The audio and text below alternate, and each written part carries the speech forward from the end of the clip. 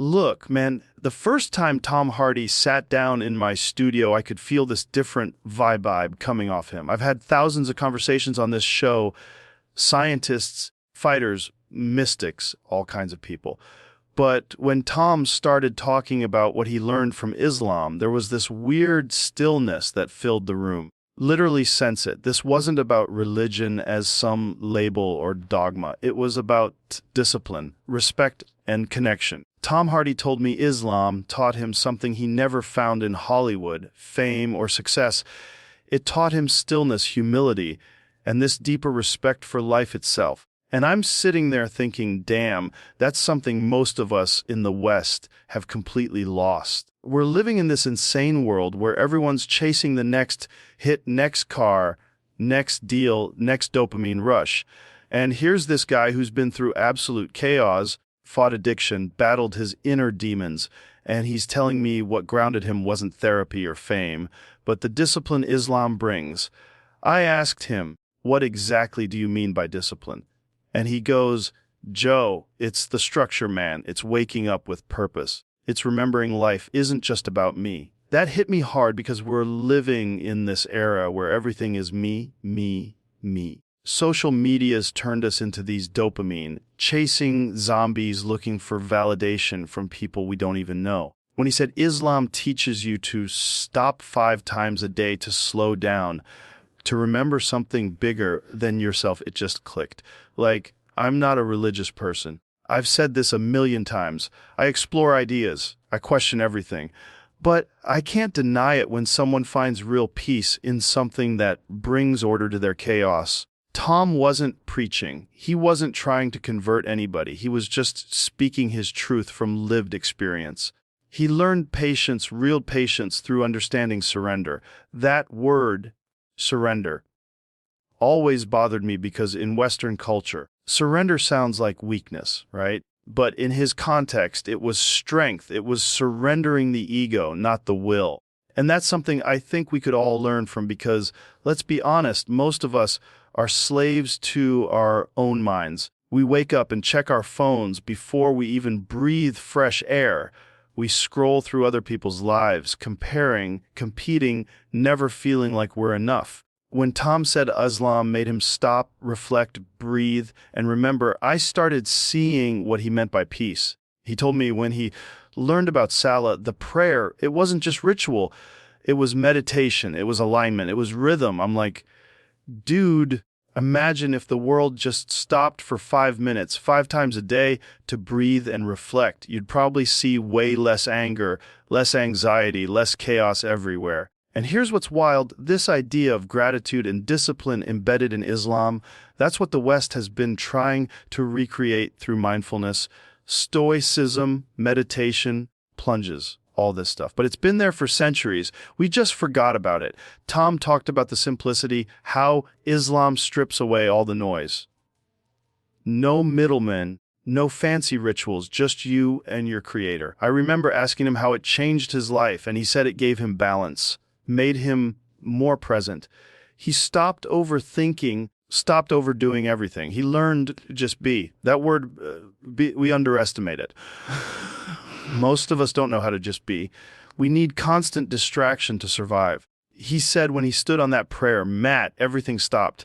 His thoughts, his ego, his worries gone. And for that moment, pure silence. I thought, wow, incredibly powerful because silence is so rare today. We drown ourselves in noise and call it connection. Real connection happens when you disconnect from all the noise. Tom also talked about how Islam taught him respect not just for others, but for himself. Respect for women, for elders, for food, for time. Even time is sacred. Every minute matters. And I'm thinking that's something the West lost a long time ago. Treat time like an enemy. We rush, multitask, never pause. And here's this faith teaching that every moment is an opportunity to serve, reflect, and grow. I told him that's something I've noticed with a lot of Muslim guests I've had on. There's this deep sense of gratitude and presence. You don't see arrogance. You see humility. You don't see chaos. You see calm. Tom said that's because Islam constantly reminds you of who you are and who you're not. You're not the center of the universe. You're not the creator. You're part of something way bigger. And to me, that's beautiful. Because in our world, ego is everything. We've built entire industries on pride. And here's this idea that humility is power. That strength isn't about dominance, it's about control. Control over yourself. That's martial arts philosophy too, man. We live in a culture that's obsessed with excess, more money, more fame, more stuff. But what if peace comes from less? What if freedom isn't about having everything but needing nothing? That's what Islam gave him, this sense of detachment without losing compassion. I remember him saying every time he prayed or fasted, he felt lighter mentally and spiritually. And that's what fascinates me, how something so ancient speaks directly to modern problems. Anxiety, depression, overthinking, all of it stems from being disconnected. And Tom said Islam reconnected him, not just to God, but to himself. I think that's why people are drawn to it, even if they don't fully understand it. Structure with soul. It's discipline with purpose. You don't just say you believe, you live it daily. You practice it. That's what Tom emphasized, consistency. Day you reset. Every prayer is a reminder. Every act of kindness is worship. I told him that's powerful because we tend to separate spirituality from daily life. Church or meditate once a week and think that's enough. But here, it's woven into the fabric of your entire day. That's integration. That's balance. Maybe that's why it works. You don't have to escape life to find peace. You bring peace into life. That's something I've always admired about the faith. It doesn't demand you abandon the world. It teaches you how to live in it mindfully. And man, Tom spoke about brotherhood too. He never felt that kind of unity anywhere else. Doesn't matter who you are, rich, poor, you stand shoulder to shoulder in prayer. No VIPs, no ego. Everyone's equal before God. That's something we desperately need in the West. Real equality, not performative. We talk about inclusivity all the time. We're more divided than ever. But imagine if every day people came together just to remember their shared humanity. That's powerful, man. Said that sense of unity humbled him. It broke down the walls of status and fame. It reminded him that at the end of the day, we're all the same, dust to dust. That's the kind of wisdom you can't buy. You live it, you feel it. And when he talked about it, I could see it in his eyes. That peace, that groundedness. Fake that. You can't act that. That's real. And that's what I respect in this crazy world where everything's artificial, from filters to fame. Authenticity shines brightest. Islam gave him that authenticity. It stripped away the illusion. He said it made him accountable, not to fans, not to Hollywood, but to his own conscience. That's rare, man. When you believe every action is seen, you act differently, you speak differently, you live differently. That's integrity. And I think that's what's missing in our culture, accountability. We think we can hide behind screens, behind status.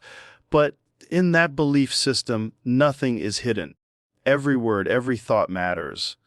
And that's liberating in a weird way because it forces you to live honestly. I asked Tom if he ever struggled with people misunderstanding him because of it. And he said, of course, people judge what they don't understand. But he didn't care. Peace is louder than opinions. And I love that line. Peace is louder than opinions. That's something I've thought about constantly since that conversation. We're all chasing noise, validation, applause, recognition, but peace. That's the ultimate success. He said Islam gave him peace even when life didn't make sense. And that's the thing. It's easy to believe when everything's good. The real test is believing when nothing makes sense. When life falls apart, faith holds you together. Powerful, man. I remember ending that podcast feeling different.